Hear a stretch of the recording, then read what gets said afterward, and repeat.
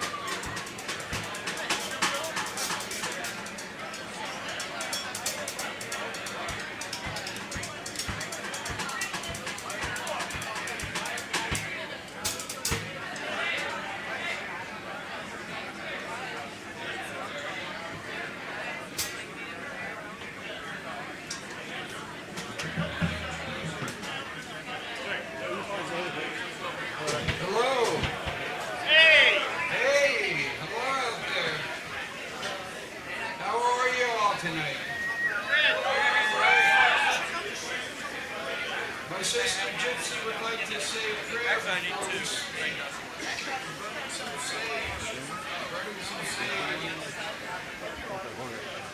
No. We can all have, like G would say, so that the voice can come through us without our putting ourselves in front of the voice. Howdy y'all, I'm a little short for this microphone, but I got a big voice, and I'm going to ask y'all to take a moment of silence and take your hats off. And I'm going to give a traditional Lakota prayer at the beginning of the traditional Lakota. And the rest of the prayer I have to do in English because my Lakota's not that well versed. And so I'm going to begin.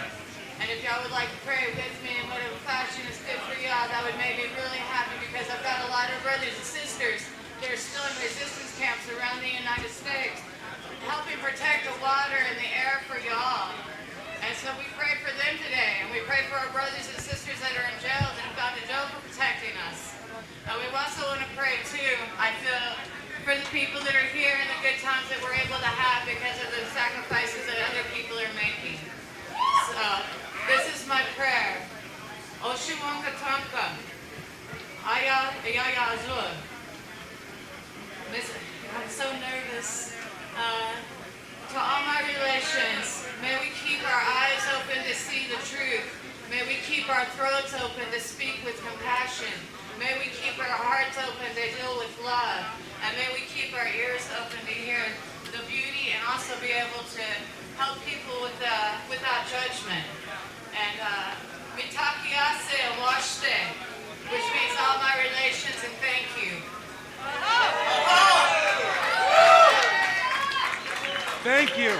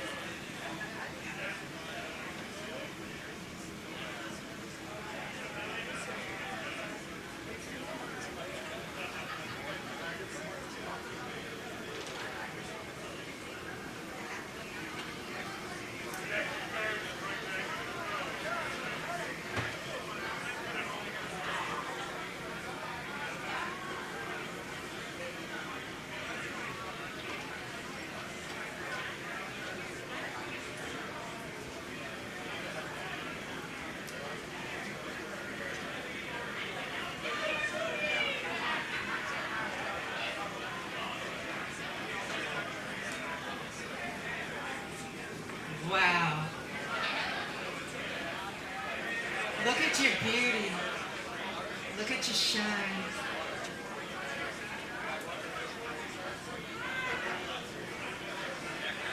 So y'all, this is called talking stick.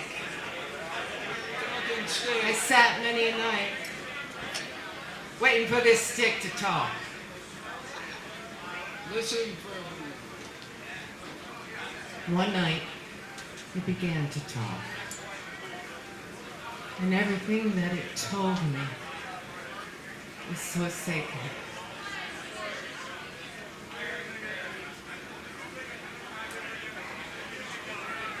Taught me about the love of my child. And you're all my tribe.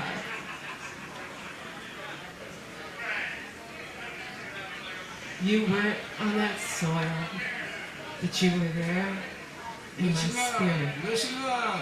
Listen And up. every single day, you got us through.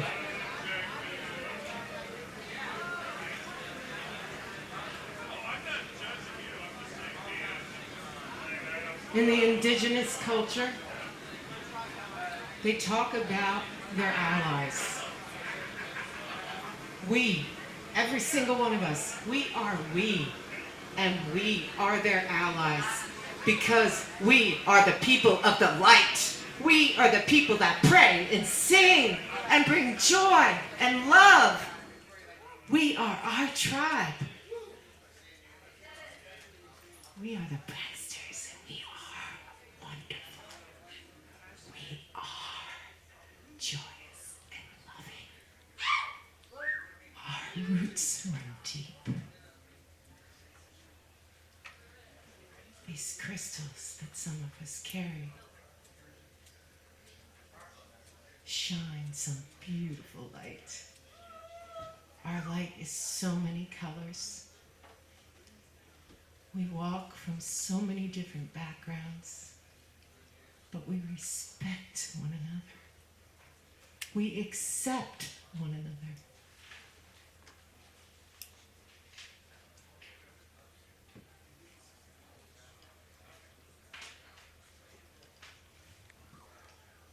As I told to Ashley, one of the great things we do that we don't even really know we're doing is we sing, we dance. And you know what singing and dancing is? It's praying. That's giving the rhythm to the earth. The earth that we're all part of. The air that we're all part of. All that we are all part of. We are all one. Even though I'm Cindy Lou, my favorite number is 2. Because without 2, there wouldn't be you and me. To make the 3rd, to create that ripple. My most sacred number is 1. Because that's all of us. Every single one of us. Sometimes people mistake me for somebody else. I say, that's all right, because they're part of me anyway. You're all part of me. And in return, I'm all part of you. In that, we can never fail. In that, we will always have one another. We will always have one.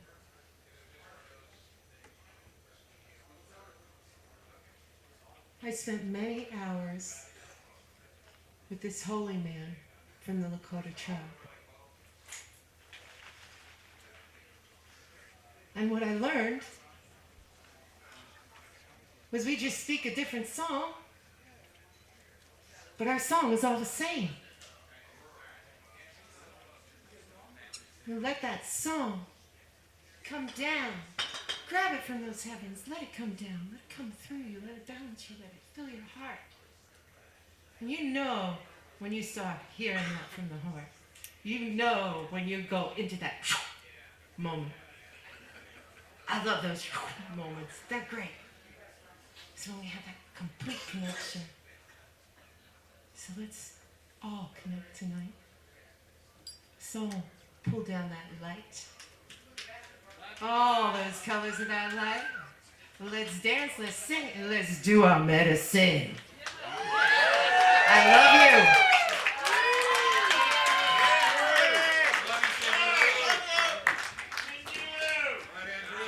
Hello, I'm Andrew. We went to Standing Rock, we went to the camp, we went to Chedicacon, and when we went to the camp, we found ourselves in a place that is like some place that I've never been before. And as we were up there, I started realizing a lot of things. A lot of things started coming through, and I was wondering what my reason for being there is, or why I was there anyway. And I started thinking about a lot of things, and a lot of things started coming to me. And I was talking to my friend Wanase one night as we were worried about what was going to happen to the camp, where we were going to get raided. This was back in October. And finally I put those fears aside, and I was expressing these fears to him, and he said, just stay, you'll be okay. If you need some place to go, we can keep you safe, we'll do this. And I said, no man, I gotta go to graduation. And he said, yeah, graduations are important. And so we went out to Eugene, Oregon. We went out to graduation. And I started explaining to them that you know, it was a different kind of graduation and what this all meant.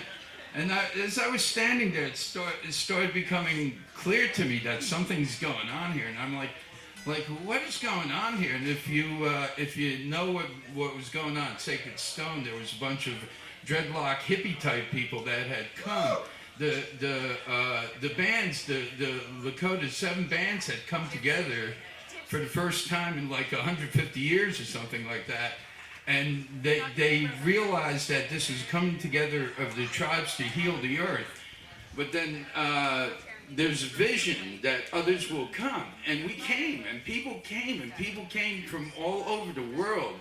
And people came, and there were a lot of hippies there, you know? And then people started wondering, you know, about the spirituality of the hippies compared to the spirituality of the indigenous. And we mixed this all together, and after a while, things started becoming interesting. So we went to the graduation, and we came back. And when we came back, he saw like a change in the camp that we came there as allies, and it's an indigenous thing. And if you really read about it, you know that the indigenous people, the Lakota, why this happened in Standing Rock is even just profound to me. That you know, it's a place where these people are so close to their indigenous roots that the spirit is still in them. But there's something that happened that I was explaining to them that you know, Wankantanka, the spirit comes through in many ways, and one of the ways is that I started explaining to them, well, there was this little book called One Flew Over the Cuckoo's Nest. And that when you pick up One Flew Over the Cuckoo's Nest, and they made a movie out of it, but Ken never really cared for the movie that much, because he said the movie was a melodrama between Big Nurse and McMurphy, but it was really, what he was trying to express was that it was Big Chief against the Combine. And I said, and this to me means a lot. And I said, I'm here at Standing Rock, and I see things that are coming through from this thing that came through Ken. And when you look at Sacred Stone, and you look at what was going on there, and you look at everything that's happening, and all the support that's coming from us, from our tribe. I told them, we have a tribe. Our tribe is the pranksters. And so we're bringing you word from the pranksters that we're allies to what's going on here. We understand that's the Combine. The Combine is the machine that kills our souls, that takes us the joy out of our hearts and makes us into, we have to do this work and that work to get to the end of our lives, and then what, you know? So, and what happens 7 generations from now? What happens to our grandchildren's grandchildren's grandchildren? And this is what the spirituality of the Standing Rock awakening is. It's an awakening.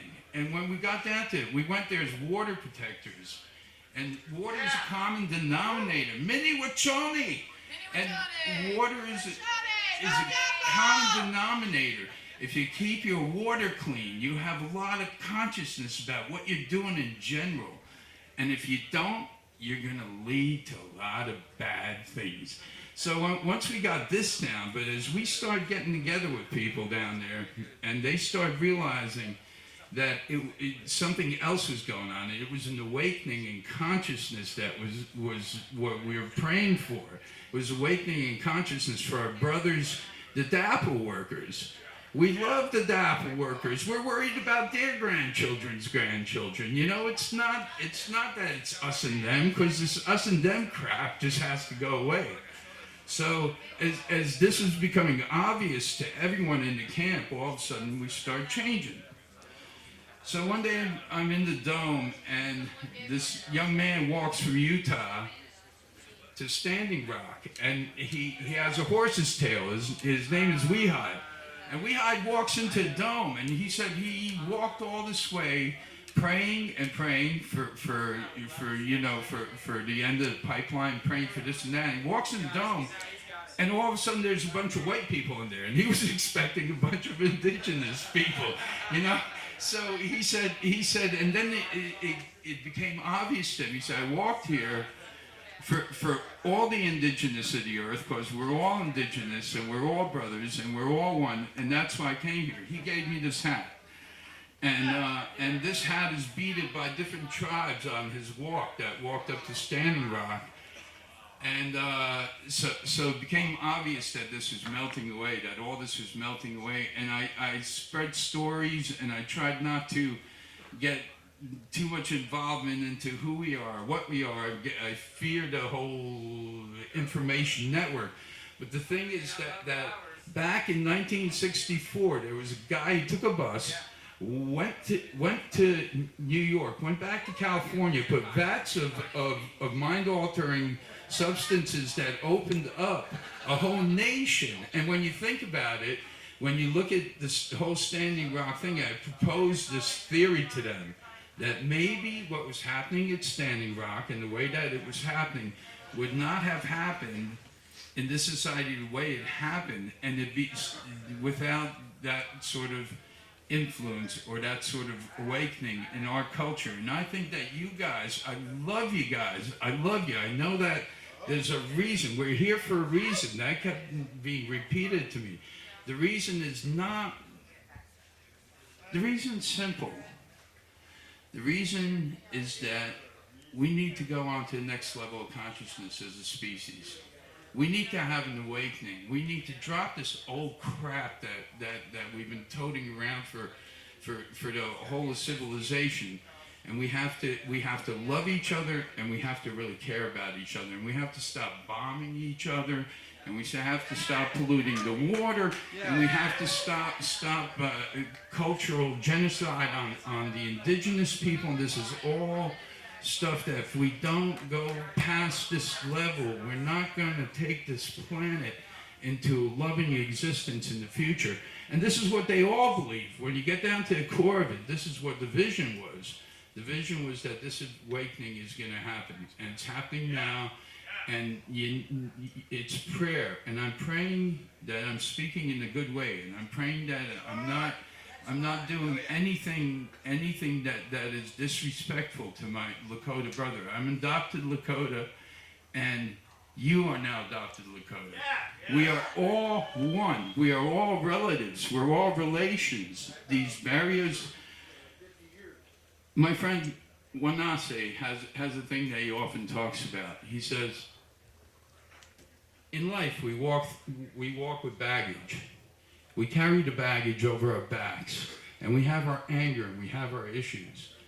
We have to let go of the baggage because we're going to need both hands to do this.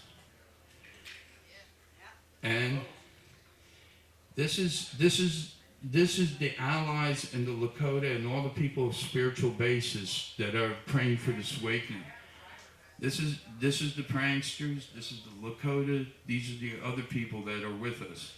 And this is not politics, this is spirituality. This is really spiritual basis. And this is us together. Alone we're weak, but when we get together and we have more in common than we have differences, and that's what I found out at Standing Rock, and I told stories about Ken, and I let them know that basically what we do is what the prayer is speaking to.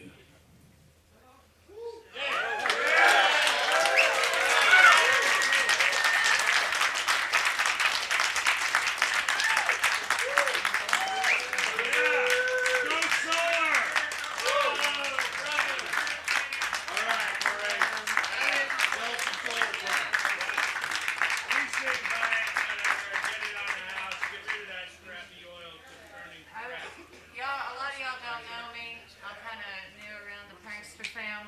Some of y'all know me for years and years and years.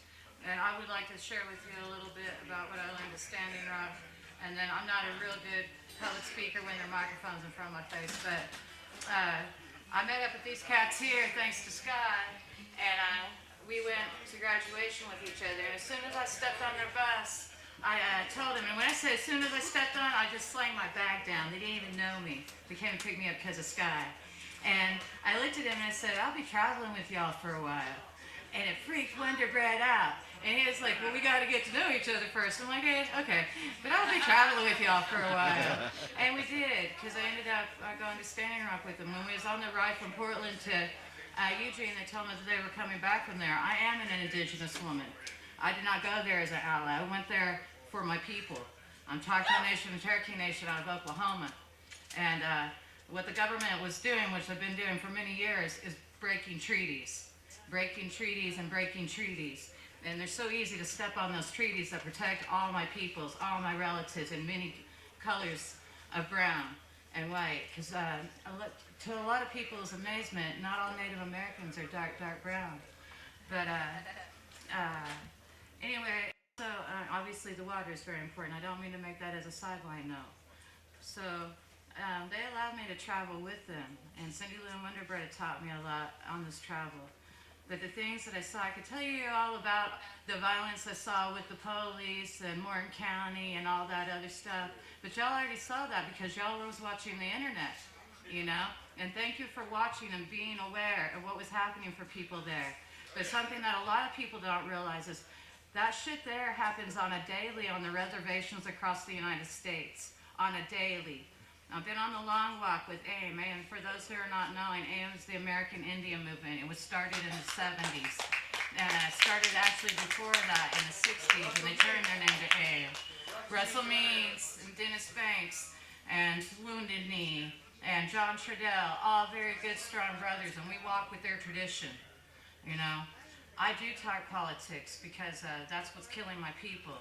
There's been a perpetual genocide that's happened since Europeans have came, and I'm not even hating on Europeans. Half my descent is European, you know, and I'm very thankful for Europeans showing up to help us, you know. But the things that need to be paid attention to, because what I was taught was when indigenous people are gone, the world is over. And that holds a lot of truth. And I will talk a little bit of politics, and I'll get off here to the stage. Right now, Donald Trump is coming after the indigenous people. He's wanting to take away our sovereignty.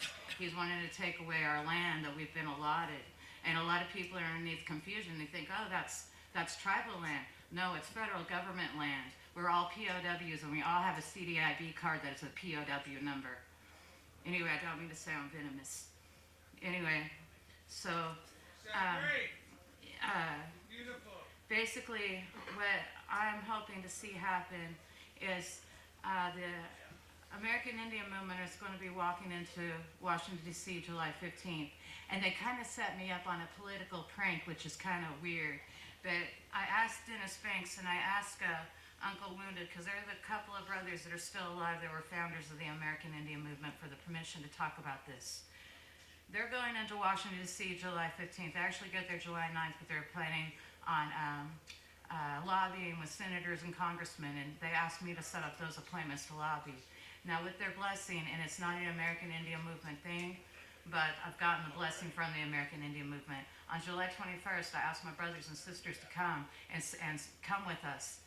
And that's a few days after the main march. And the reason is because it's a Friday, and we were going to go into the BIA, which is the Bureau of Indian Affairs, and we're also going into the Bureau of Land Management at the same time at their closing hour to occupy their buildings. The reason is because they have no problem coming and occupying our lands.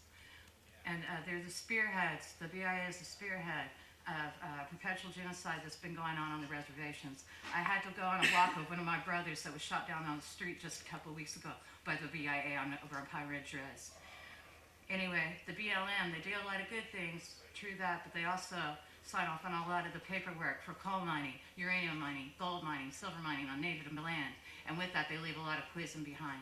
And out of that came man camps where our indigenous women and our indigenous children are being stolen on a daily. These things are not on the news. These things you don't hear about. because the Indians are not important to the American government. They want us dead, and they have always wanted us dead. So my message to you, please, is if you are prayerful and you're in a good way and a good path and you've got some concern and you're able to do it, please join us on July 21st to walk into these buildings. We're occupying, we're not marching, we plan on staying. Added that, I have to warn you, you can also obviously go to jail, and the government's not so kind to us and they like to shoot at us. So go in with the mindset that you may not walk out, not trying to sell it as a good time, but it'd be in a good way. So please join us for real, because we need this to happen. If not, things like that happen at Standing Rock will continue to happen. But as my uncle in Winda says, he said to me for a long time after I got to know him, he said, what you gonna do when they come for you in the morning, Gypsy? And for a long time I thought it was an analogy, and I give him this long story about how my neighbors were off and this, that, and the other. Finally he said, no, what are they gonna do? What are you gonna do when they come for you in the morning? And then it hit me. I'm gonna stand, resist, and fight. These are the things I've got to do for my people. So thank y'all very much.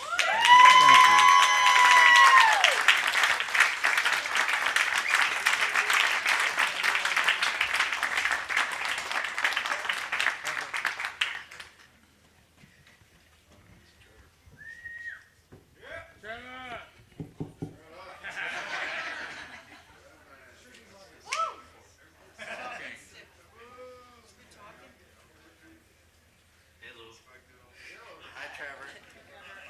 I believe I was already introduced. Oh no. I'm not used to the microphone.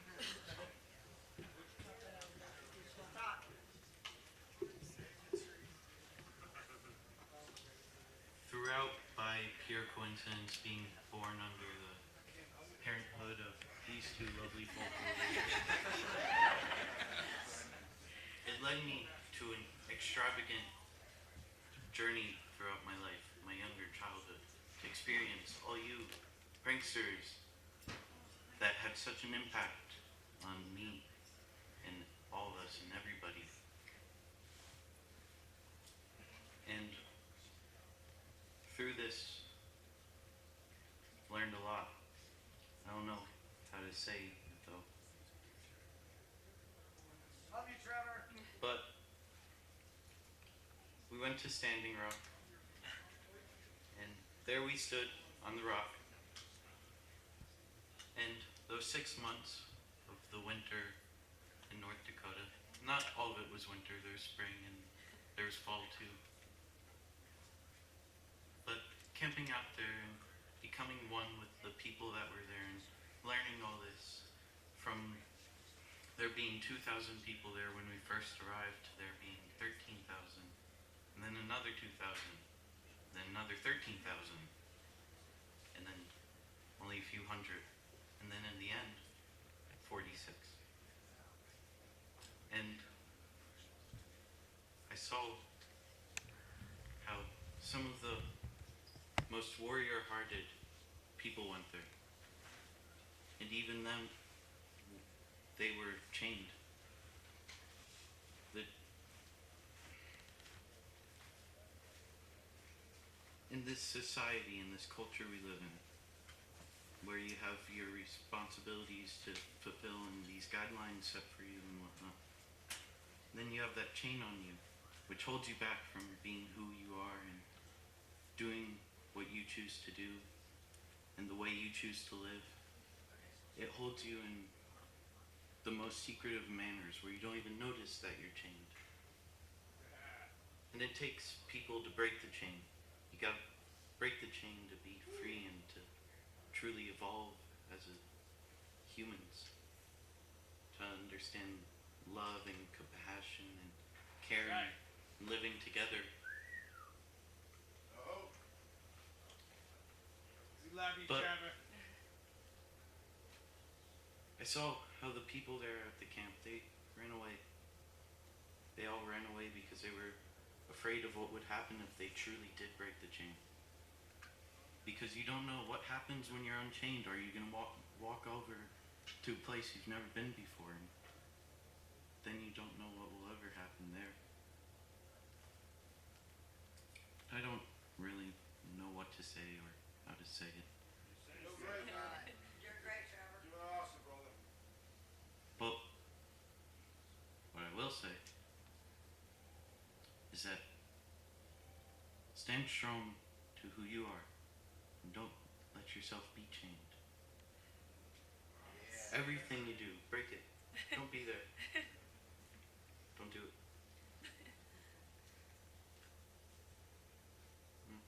Why the chain?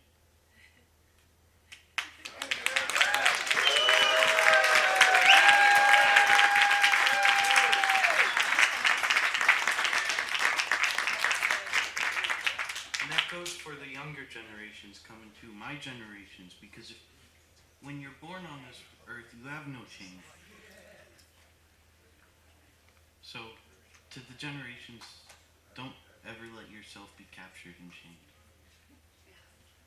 Stay true to your original heart. Follow yourself. I hope.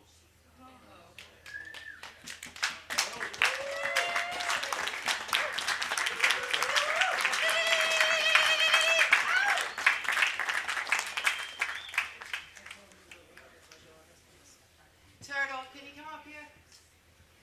There you are.